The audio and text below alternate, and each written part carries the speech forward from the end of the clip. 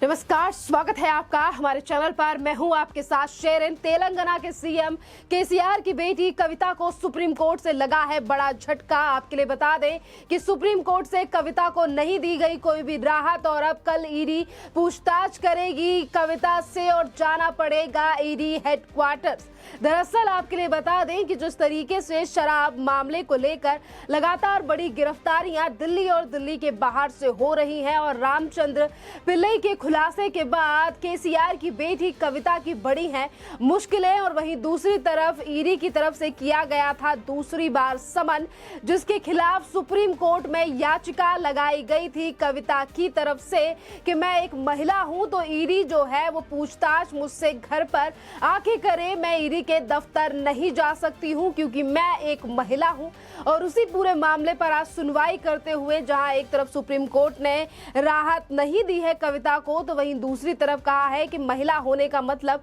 ये नहीं है कि आप दफ्तर नहीं जा सकती हैं। तो वहीं दूसरी तरफ कोई राहत मिलती हुई नहीं दिखाई दी है कविता को आज सुप्रीम कोर्ट की तरफ से। और वहीं सुप्रीम कोर्ट ने 24 तारीख की डेट दी है अब इस पूरे मामले पर सुनवाई करने के लिए। जिस तरीके से ईडी शराब मामले को लेकर यानी कि शराब में हुए घोटाले को लेकर लगातार बड़ी गिरफ्तारियां कर रही हैं और अब शायद अगला नंबर भी हो सकता है कविता का, जो कि इस पूरे मामले में सम्मिलित थी कि किस तरीके से डील और L1 का लाइसेंस देने के लिए करोड़ों रुपए की जो डील है वो दिल्ली के ही एक होटल में हुई थी, जिसमें आम आदमी पार्टी सरकार के नेता और रामचंद्र पिल्लई जो कि पेशे से एक अकाउंटेंट है और उसने किस तरीके से ये डीलिंग और तमाम चीजें जो हैं वो कराई, जिसकी गिरफ्तारी भी ईडी पहले ही कर चुकी है। यानी कि एक तरफ कविता के पहले अकाउंटेंट यानी कि पूर्व जो अकाउंटेंट हो चुके हैं उसकी गिरफ्तारी की गई थी और उसे छोड़ दिया गया क्योंकि चीजें जो हैं वो नहीं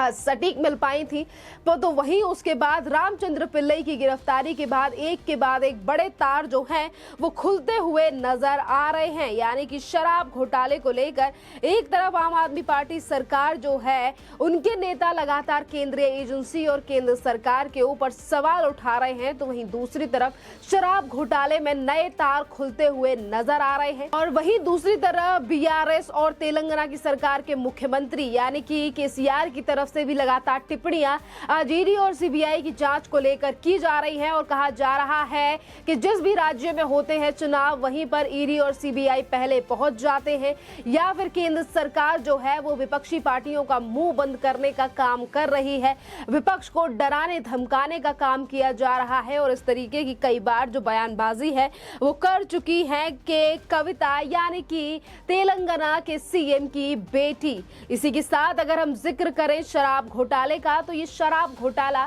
जो कि दिल्ली में हुआ जो कि करोड़ों रुपए का घोटाला है, जिसमें तमाम जो लोगों की गिरफ्तारी हो चुकी है, लगभग 12 लोगों को गिरफ्तार कर चुकी है ईडी, जिसमें मनीष सिसोदिया का पीए भी शामिल है जिसे हिरासत में ले लिया गया था। पहले पूछताछ की गई थी और उसकी संपत्ति को लेकर भी तमाम जो सवाल हैं वो उठाए गए थे कि किस तरीके से मनीष सिसोदिया के पीए की सैलरी और आमदनी जो है यानी कि आमदनी के साथ साथ जो संपत्ति है वो डबल ट्रिपल यानी कि चौगुना कैसे हो गई। और इसी पूरे मामले को लेकर आज भारतीय जनता पार्टी भी लगातार हमलावर है आम आदमी पार्टी सरकार और उन तमाम नेताओं पर जिनका नाम आज शराब घोटाले में निकलकर सामने आ रहा है। तो अब देखना अहम रहेगा कि जहां एक तरफ विपक्षी पार्टियां लगातार इस बात पर जोर दे रही हैं कि जिस भी राज्य में चुनाव होता है वहां पर ईडी सीबीआई को केंद्र सरकार पहले पहुंचा देती है। इससे पहले कांग्रेस के नेता वेणुगोपाल सरकार भी ऐसे ही आरोप लगा चुकी है। हालांकि ये आरोप कितने सही है इसका कोई पैमाना नहीं है, क्योंकि सिर्फ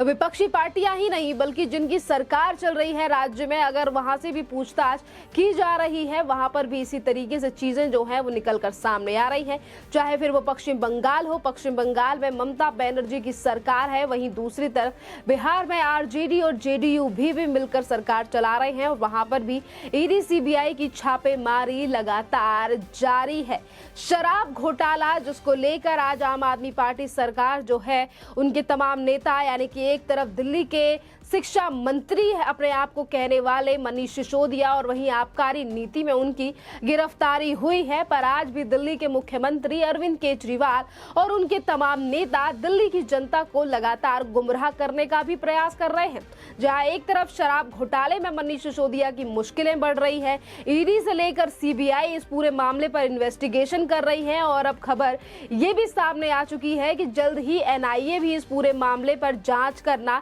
शुरू करेगी, यानी कि आतंकी एंगल से भी जांच की जाएगी कि कैसे जो करोड़ों रुपए का एयरफेयर हुआ है वो कहां गया, किस काम से गया, किस देश से मदद ली गई, कहीं बाहर विदेश से पैसा तो नहीं आया। तमाम इन पहलुओं पर जो है यानी कि आतंकी एंगल से एनआईए जांच करेगी। जब मनीष सिसोदिया की मुश्किलें बढ़ रही हैं तो वहीं दूसरी तरफ आम आदमी पार्टी सरकार के तमाम नेता और खुद दिल्ली के मुख्यमंत्री अरविंद केजरीवाल आए दिन ये बयान देते हैं कि हमारे शिक्षा मिनिस्टर को गिरफ्तार कर लिया, हमारे पूर्व शिक्षा मिनिस्टर हो चुके हैं, क्योंकि मनीष सिसोदिया की जगह पर अब नियुक्ति कर दी गई है आम आदमी पार्टी सरकार की ही पार्टी की ही नेता आतिशी, यानी कि अब उन्हें ला दिया गया है, अब वो दिल्ली की नई शिक्षा मिनिस्टर हो गई हैं। तो वहीं दूसरी तरफ ये तक कहा जा रहा है कि भारतीय जनता पार्टी जो है वो हत्या कराना चाहती है मनीष सिसोदिया की, वो भी उस जेल के अंडर जो कि खुद आम आदमी पार्टी सरकार के अंडर आती है,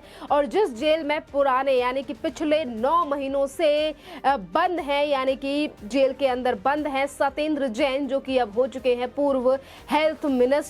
एक के बाद एक बड़ा घोटाला सामने आ रहा है, पर उसके बावजूद भी दिल्ली के मुख्यमंत्री अरविंद केजरीवाल अलग अलग राज्यों में चुनावों की तैयारी कर रहे हैं। मध्य प्रदेश से लेकर तमाम जगहों पर वो रैली कर रहे हैं, और ये बयानबाजी भी इन्हीं की तरफ से की जा रही है कि हमारी सरकार 2 राज्यों में है, और दोनों ही राज्यों में सरकार जो है हम बड़े अच्छी तरीके से चला रहे हैं, क्योंकि हमारी पार्टी जो है वो कट्टर ईमानदारों की पार्टी है। और आज कट्टर ईमानदार कितनी ज्यादा है केजरीवाल की ये आम आदमी पार्टी, जिनकी सरकार जो है वो पंजाब में भी है और वहीं दिल्ली यानी कि देश की राजधानी में भी है, जहां एक तरफ दिल्ली के स्वास्थ्य मिनिस्टर से लेकर शिक्षा मिनिस्टर, जो अपने आप को शिक्षा मिनिस्टर कहते हैं, उनकी गिरफ्तारी हो रही है, तो वहीं दूसरी तरफ पंजाब में भी इसी तरीके के मामले सामने आ रहे हैं कि दिन दहाड़े हत्याएं की जा रही हैं, कानून व्यवस्था लचर होती जा रही है, उस पर लगातार सवाल उठ रहे हैं। तो वहीं दूसरी तरफ खालिस्तानियों का प्रकोप भी पंजाब में बढ़ता हुआ नजर आ रहा है, और यही कट्टर ईमानदार